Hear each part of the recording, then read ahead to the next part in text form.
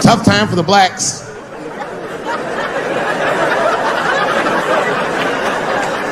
These are not good times for the blacks. I don't know if you know what I'm talking about, right? Police are killing us again. It's a very unfortunate set of circumstances because we were doing very well.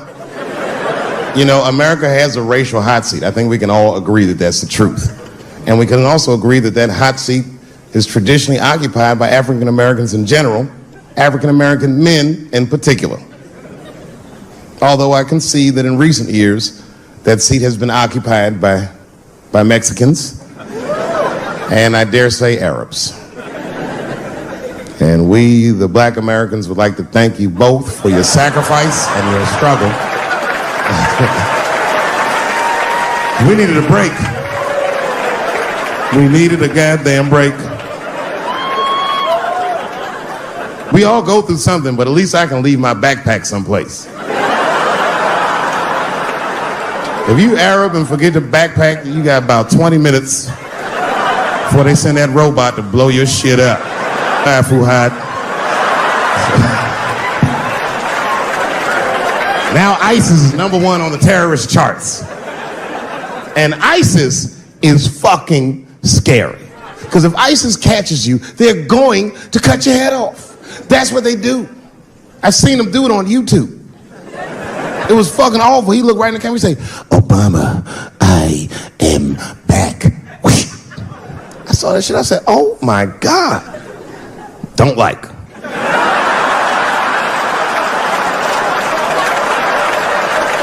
How is this guy cutting people's heads off on YouTube? I can't even post a dick pic, and this motherfucker is decapitating people.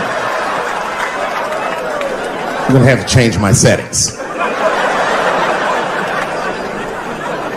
You know, everyone has it hard, but I think harder than black people and harder than Arabs and harder than Mexicans, you know who has it the worst? Fat black people.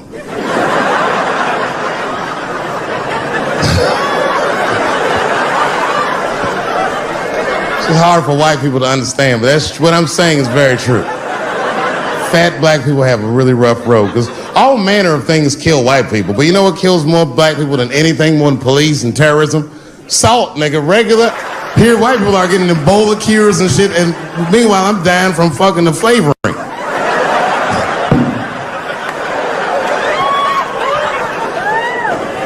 Look, honestly, I'll stop talking about it. Let me say this, though. Let me just say this. Can we all just say that we've seen it coming? Were you surprised? It's like when that guy threw that banana at me. Do you think I was surprised? Hell no. I've been in show business 30 years. I was expecting this banana. I knew one of these nights, it's like somebody gonna throw a banana at me one of these nights, niggas. Because that's how it starts, with the name calling.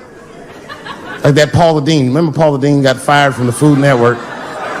If you know anything about show business, it is really hard to get fired from the fucking Food Network. And they dropped that bitch like a hot potato. All because she called somebody an N-word 30 years before she had a show. I don't know who she said it to, but whoever it was just looking at her like, "I'm gonna get you for this bitch." That shit came back 30 years later like a Bill Cosby rape and sunk a battleship.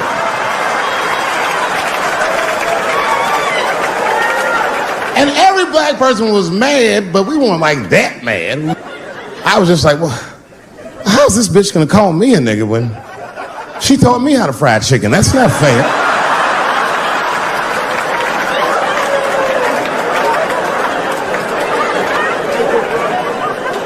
I think Donald Sterling shit was more serious.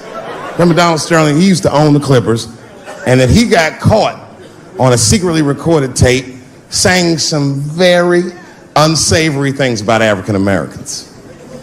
And there's a lesson in that for all of us. The lesson is, if you are old and white and racist in this great country, whatever you do, don't tell your black girlfriend about that shit, because that's who made the tape. She recorded all that shit, and the tape was terrible. He was like, "Stop bringing these black guys to my games." First, we're all confused, like, well, how the fuck are you gonna have a game without us? But it turned out that the black guy he was speaking of was none other than Magic Johnson, the billionaire. Unbelievable. Never even mentioned the fact that he had AIDS, which is... This guy must be really racist if AIDS is the footnote. Well, you gotta be careful, baby. He got the old Ebola.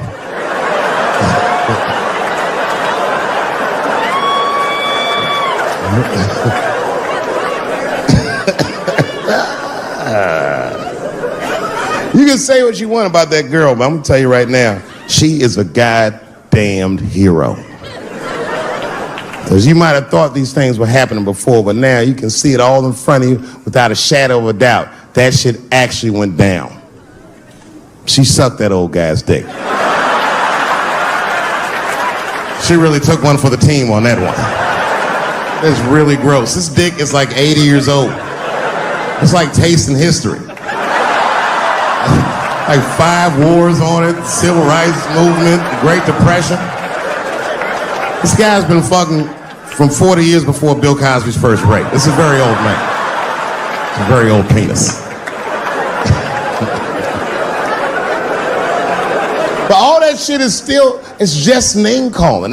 Like, name calling does not break the modern black man. That's not gonna do the trick.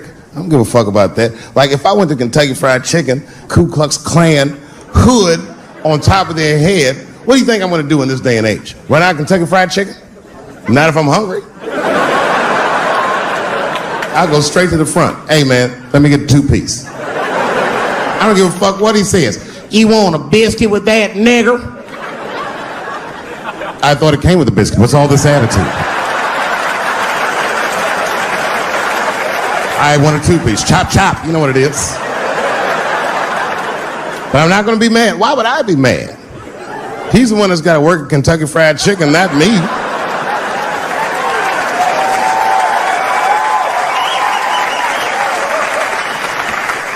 Well, how about this? What if I lived in Austin and I had a white girlfriend? It's possible in Austin. As a matter of fact, some people say it's necessary, but that's not the point. And me and my white girlfriend at home one night and we're just doing what lovers do. Maybe she's butt naked and she's down on one knee giving me a hand job. I love a good hand job. And she's really jerking me off. You know, getting her obliques nice and tight. I got a huge dick, so she's like,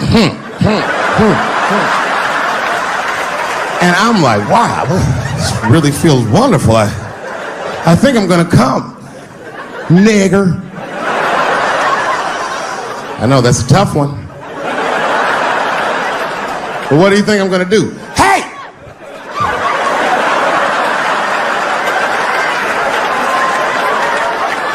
That's no time for integrity, ladies and gentlemen. I'm busting that nut in her face. I'll sort through the ethics later. But I'm what they call a man of his word. If I say I'm coming, I'm coming. I don't give a fuck what happens. God forbid somebody could shoot me. If I say I'm coming, it's still like, oh.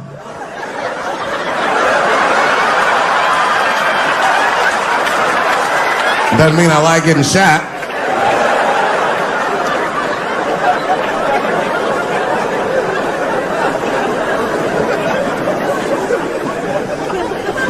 Boy. Yeah, tough time for the blacks. I'm not gonna say nothing about the police. I'll leave that for Chris Rock. I said, I need a gun immediately. The guy didn't answer, no questions. He just grabbed a 12-gauge shotgun, handed it to me. I'd never even held a gun before. I'm not a dummy. I'm like, well, I need some bullets too. And the guy reached under the counter, put 2 box shells on the counter. He said, all right, buddy, which box do you want? I didn't know. One box had pictures of some ducks on it. The other box had a picture of some deer. I said, well, what's that box with them ducks? He said, oh, that there's bird shot. And then he goes just like this. I'm not exaggerating. He goes, that won't kill a man. He said, it'll just pepper him up nicely. I said, what the fuck? Pepper? I said, well, what's that box with the deer on it? He goes, oh, that there's buckshot. That'll put a hole in the goddamn truck if you wanted to. So which box do you want? And he picked the one with the deer up and shook it. I thought he was trying to trick me. I was like, do you have a box with a picture of a white dude trespassing on it? Because it's exactly the strength I'm looking for. The fuck am I getting my kids vaccinated for an old-ass disease like measles? This is ridiculous. You might as well give them a diarrhea shot if you're so worried. Diarrhea has a bigger body count than the measles do. You know, diarrhea is funny today, but 100 years ago, if your ass had diarrhea, you were a goner. There was like a 0 chance of survival. You get that first squirt, uh-oh. Better start getting my affairs in order. But I don't have much time. It's diarrhea. It's very serious. You just watch your buddy slowly die in a pool of his own shit. I give up diarrhea. Too strong. Nowadays, your buddy just be like, oh, well, you got diarrhea? Just eat a banana, nigga, drink some water. Let's get to the club. Still make last call. Because if these women were serious, you know what they would have done? They all would have fired their agents. And they would have went to the mailroom of one of these big agencies and found a woman that was busting her hump in there and said, if you want to talk to us, then you have to talk to her. And if they did that, then she would be big and they would be big and nobody would get fed to Harvey Weinstein. But did they do that? No. Was that their idea? No. Surprisingly, it was mine. And what I think the feminist movement needs to be very successful is a male leader.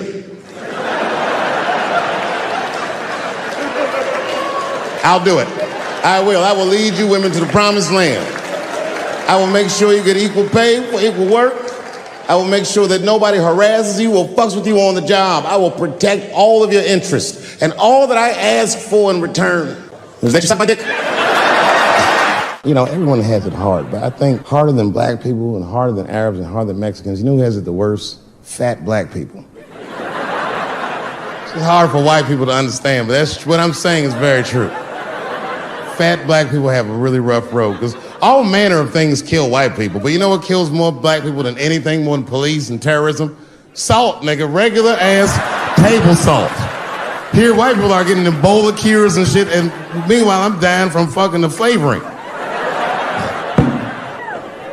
Look, honestly, I'll stop talking about it. Let me say this, though. Let me just say this. Can we all just say that we've seen it coming? Were you surprised? It's like when that guy threw that banana at me. Do you think I was surprised? Hell no. I've been in show business 30 years. I was expecting this banana. I knew one of these nights, it's like somebody gonna throw a banana at me one of these nights, niggas. I'm just being real. It's fucked up, man. It's a tough time for the blacks. I love you too. And then here comes the banana peel. I'm waiting on it in a second. You know, that's how it starts.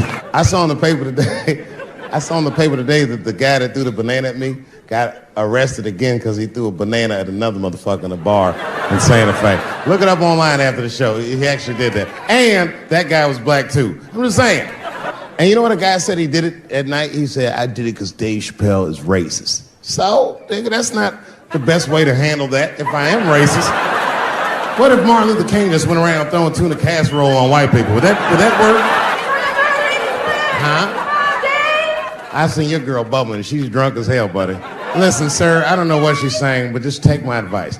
Get some water in her, or you're gonna have some dry pussy when you get home. I remember I was at this bar one time. This is that kind of bar it is. I was in there one time, I was fucked up, and I turned around to everybody in the bar, I go, hey, everybody, I'm gonna buy everyone in the bar around the drinks. And all the motherfuckers was like, hoorah!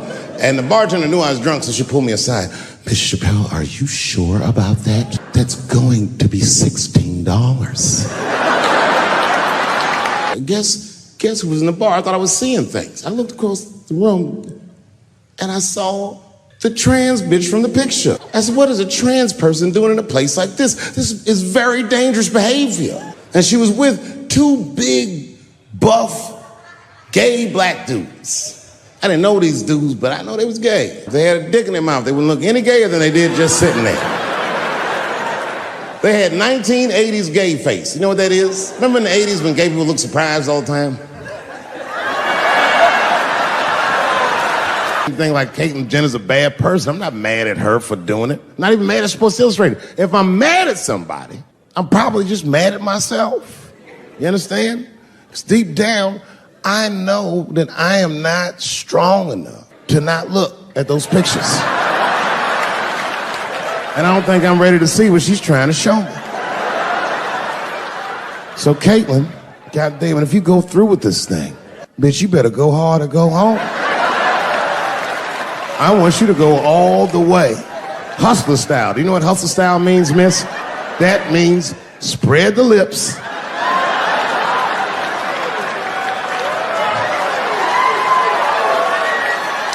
I hope she spreads her lips and there's an itty bitty dick inside. Ah!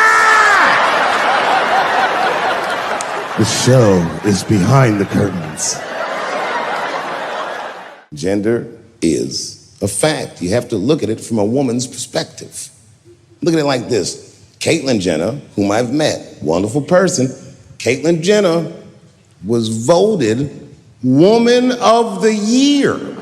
Her first year as a woman. Ain't that something? Beat every bitch in Detroit. She's better than all of you. Never even had a period. Ain't that something? Oh, I'd be mad as shit if I was a woman. I'd be mad if I was me. If I was in a BET Awards sitting there and they're like, and the winner for Nigger of the Year, Eminem, my man. You can see it. You ever have this happen? This is how confusing it is. This is the practical application of what I'm talking about. Like a guy be out, this happens to a lot of guys, you be out at a club, bar, right? You're just kicking with your boys, and a girl walks by, and man, she looks good. She looks good. Not good in that classical way. I mean, you know, I'm talking good like she got half her ass hanging out her skirt. Her titties are all mashed together, popping out the top of her turtleneck and shit.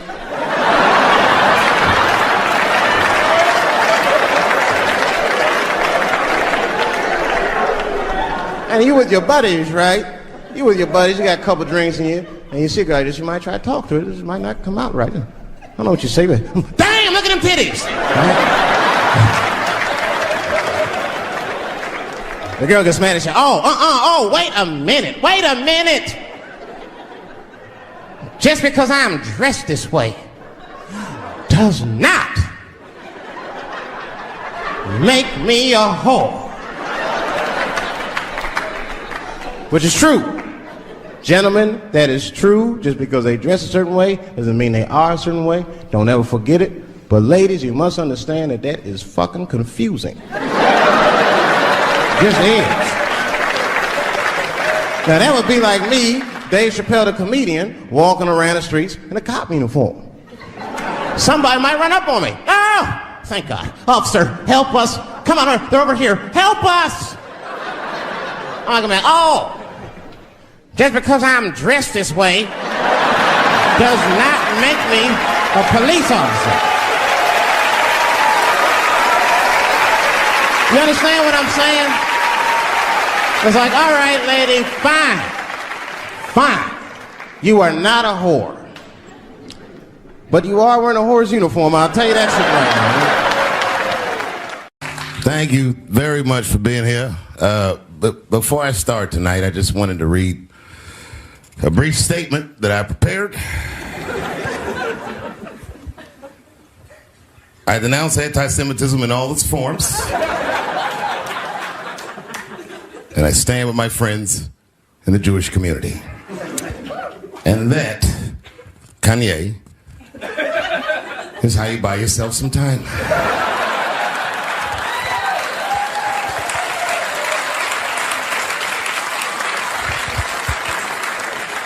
I gotta tell you guys, I've probably been doing this 35 years now. And early in my career, I learned that there are two words in the English language that you should never say together in sequence. And those words are the and Jews. I've never heard someone do good after they said that.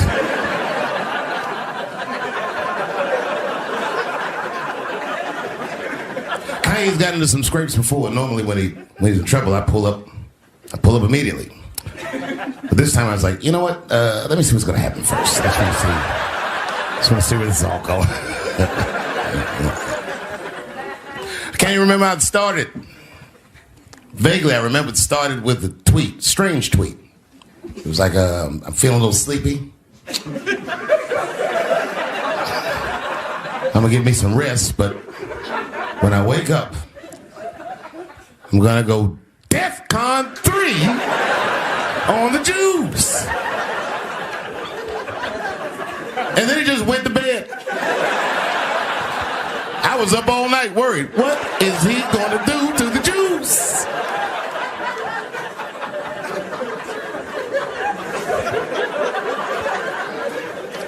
I grew up around Jewish people. I have a lot of Jewish friends. So I'm not freaked out by your culture. I know a little bit about it just from hanging around. I'd be like, yo, let's go out at school tomorrow. They'd be like, we can't go out. It's Shana Na tomorrow. I'd be like, what is Shana Na? I had so many questions. Why do some of your people dress like Run DMC?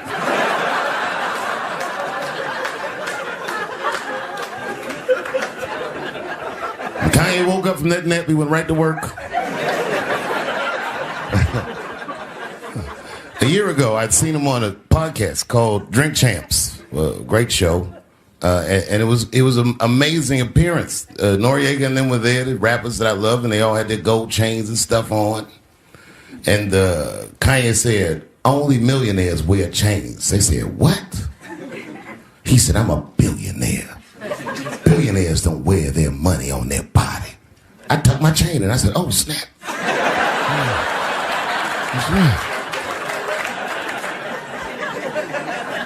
It was a good appearance. It was fun and funny. But when he woke up, he went on Drink Champs again. This time, he was on one. He was mad about something. He said, I can say anti-Semitic things, and Adidas can't trap me. Now what? Adidas dropped that nigga immediately.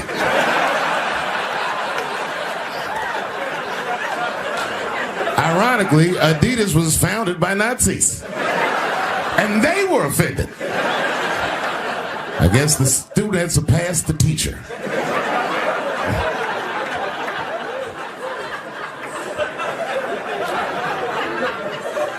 It's a big deal.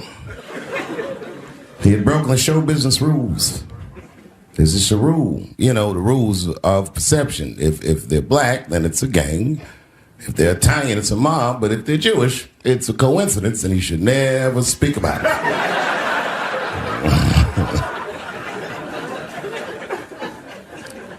Kanye got in so much trouble, Kyrie got in trouble.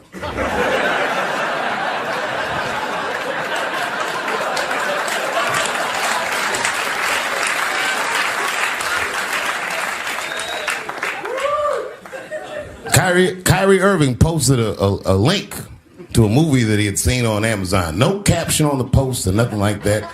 But apparently this movie had some, I don't know, anti-Semitic tropes or something. And it was some weird title like From Hebrew to Negro or something. And the NBA told me he should apologize. And he was slow to apologize. And then the list of demands to get back in their good graces got longer and longer. And this is where, you know, I draw the line. I know the Jewish people have been through terrible things all over the world, but you can't blame that on black Americans. You just can't. You know what I mean? Thanks to the one person that said that. A fair punishment would be he should just post a link to Schindler's List and y'all write your own captions.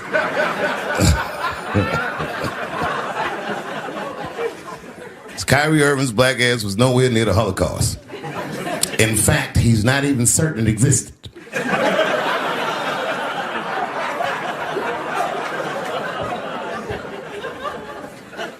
I saw one news pundit screaming about Kanye. She said, mental health is no excuse for that type of language. Yes, it is, bitch. You can kill somebody if you're mentally ill. Listen, okay, I don't think Kanye is crazy at all. I think he's possibly not well.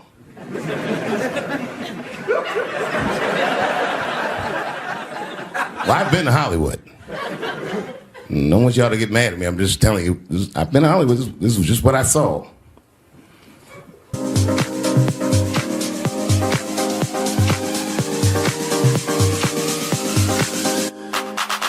Whatever you do, don't fall for me. Don't put your trust in me. Don't even lie for me. I want you, honey. I don't get you. It's a lot of Jews. Like a lot. everything. You know what I mean? There's a lot of black people in Ferguson, Missouri. Doesn't mean we run the place.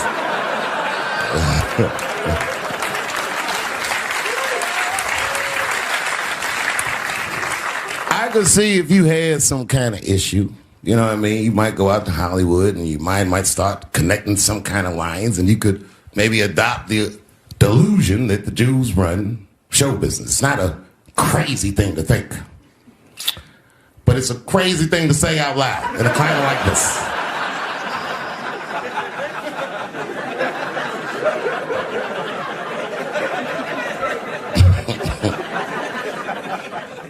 Now the midterms are over, and it's crazy climate. And I got to tell you, I feel like this midterm, like all of humanity depends on it.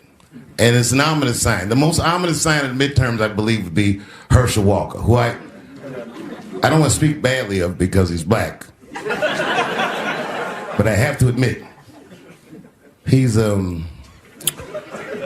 observably stupid.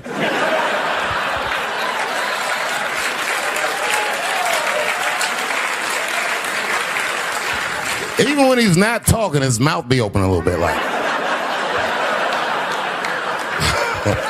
He's the kind of guy that looks like he thinks before he makes a move on tic-tac-toe.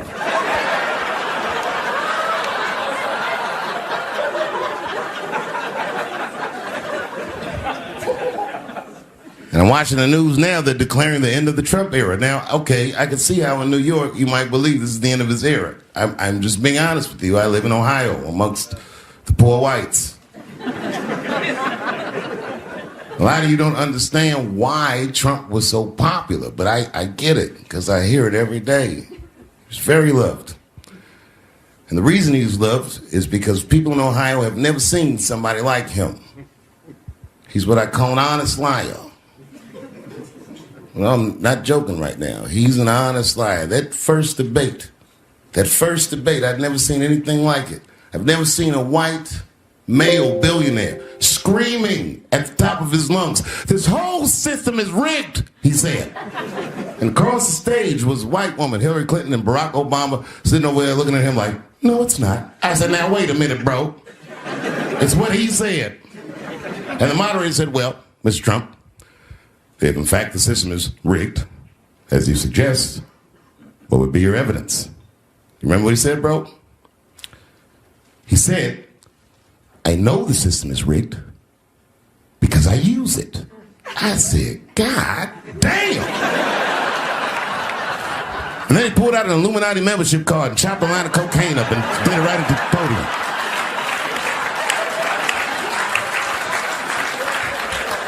No one had ever heard someone say something that true. And then Hillary Clinton tried to punch him in the taxes. She said, "This man doesn't pay his taxes." He shot right back. "That makes me smart."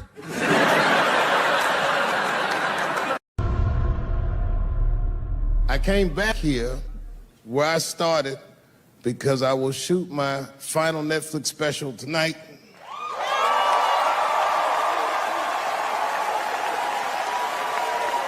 That's right. And after this shit, it's time to make America wait again. I've done too well. You know, if you black in show business and do too well, it's scary, nigga. Like, you got to get the fuck out of the casino while the getting's good, while you're still winning. If you don't walk away from the table, that's how niggas get Kevin Harted. You already know. That's my man. I'm just saying, if he got a sex tape out, well, it's just a matter of time for me.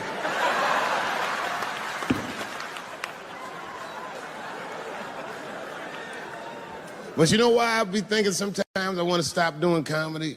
And you know, I don't want to sound like a braggart saying this, but the real reason I want to stop is because I'm too goddamn good at it. I'm not even exaggerating. It's not exciting. Every night before I come out on stage, I'll be backstage like, I'm sure this is gonna go well.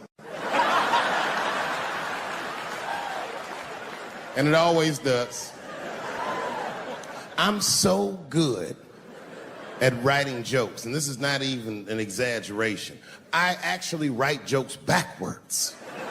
I will write a punchline with no particular setup in mind. I just put it on a scrap of paper, and I'll throw that scrap of paper in my fishbowl. I have a fishbowl in my house filled with random punchlines. And every once in a while, I'll shake the bowl, and I'll dig in there and just pull one out and see if I can make that shit work. And I picked one for this special. It's not an easy punchline to pull off. Are you ready? Yeah. Here it goes. The punchline is, so I kicked her in the pussy.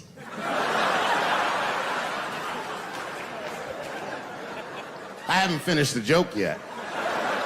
I just know whatever happens in the beginning of the joke, at the end of the joke, for some reason, I'm gonna kick somebody in the pussy. And it's going to be hilarious. And you know what's weird? I've always remember a time when I wasn't. You know, when I was growing up, I was probably about 8 years old, and at the time, we were living in Silver Spring. Yeah. Yes. Common misconception about me in D.C. A lot of people think I'm from the hood. That's not true. But I never bothered to correct anybody because I wanted the streets to embrace me. As a matter of fact, I kept it up as a ruse.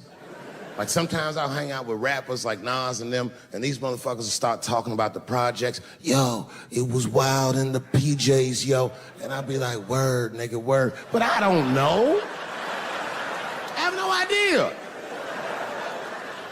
My parents did just well enough so that I could grow up poor around white people.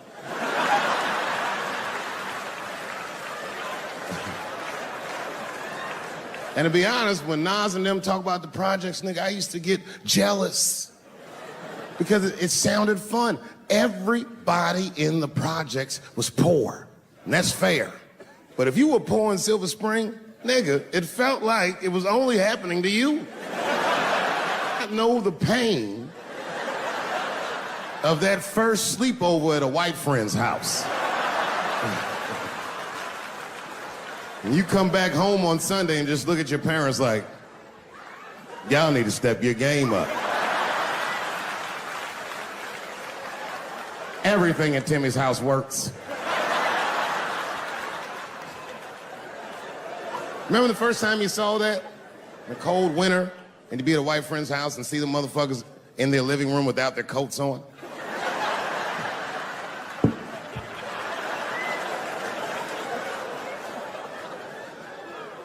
Timmy was one of my first white